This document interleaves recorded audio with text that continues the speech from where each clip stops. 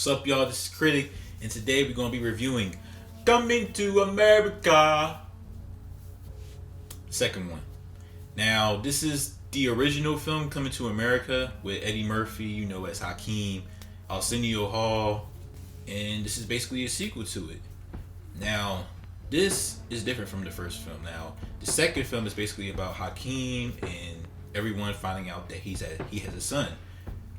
Basically, a son that he didn't know about. So he got to come back to America, meet him, bring him to where he was at. I forgot the name, freak. But you know what place I'm talking about. So we bring him back to Hakeem's place, and he basically has to be the king of I think I remember it. Zamunda. Yeah, Zamunda. I hope that's the name of the place. Now, he basically has to do that because if he doesn't, the warlord, who's played by Wesley Snipes, will come and kill Hakeem and the rest of his family. So he has to do that. Now, what do I think about Coming to America 2? It's basically alright. Like, I would say the positives about this movie is that all the people that were in the original film, the things that work in the original film, it's still funny to me. Like, they still have the barbers back in New York, and it was just hilarious seeing them cracking jokes about them. Y'all know how they be. They be cracking jokes, like they be doing some out of pocket stuff. Eddie Murphy's still funny. Arsenio Hall still funny. I think the only things that were that came back that were like was James Earl Jones, but he's a little older now, which is understandable. So I'll give him a pass. And the new stuff that's positive is Wesley Snipes. Wesley Snipes is really hilarious on here.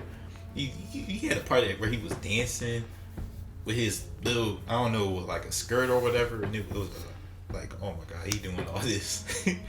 Yeah, that's basically all the positives I can give. Also, they incorporate more women in here, which is great, because in the first film, the women in the first film, even though they weren't like damsel in distress or nothing like that, they were basically treated like items, like Princess Peach type stuff. They have like a woman that was supposed to be with Hakeem in the first movie, but she ended up barking like a dog, like literally barking like a dog, and she still barks like a dog here, which is ridiculous.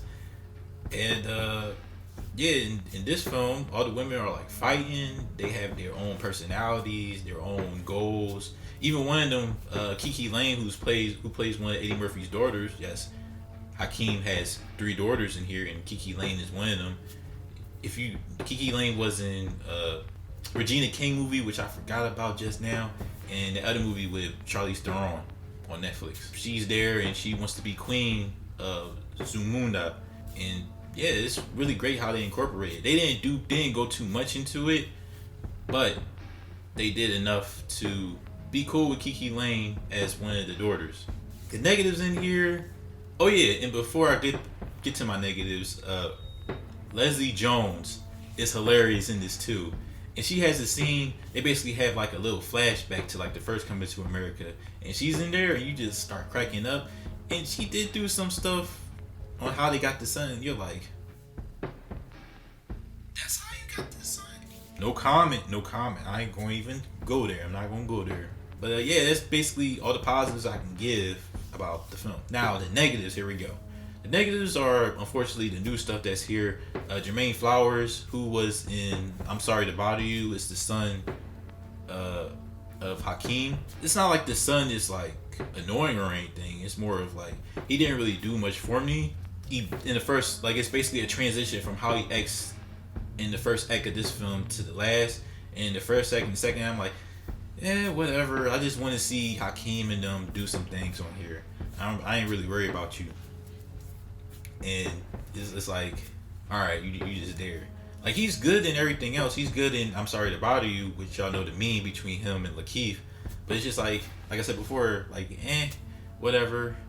Also, yeah, some of the cameos, and like, it was just weird. They had a cameo with Rick Ross. They got my boy with a out of pocket. They got him with an African accent. Got this boy coming with an African accent. And mind you, the only reason Rick Ross is in the film is because they filmed all the zombie scenes in this crib. Everything that you see in Hakeem's house is Rick Ross's house. Also, Michael Black's is in here too. He's really cool in this, so I'm good for that. But yeah, I didn't really see much going on here besides the old stuff that's here. The new stuff, it was just like, whatever. Like, I'm not bothered by it or anything. It doesn't hinder down anything, but it's like, yeah. So even though the new stuff didn't really do it for me, and it's not as good as the first Coming to America, because why would you expect it to be better than the first film? But it doesn't hinder the first film. It's really enjoyable. You'll get some laughs here and there, and will I watch it again? Probably not. But if it like comes on in like a background or whatever, and you're like, do you want to leave this on? I'm like, okay, I'll probably leave it on just to see what's up.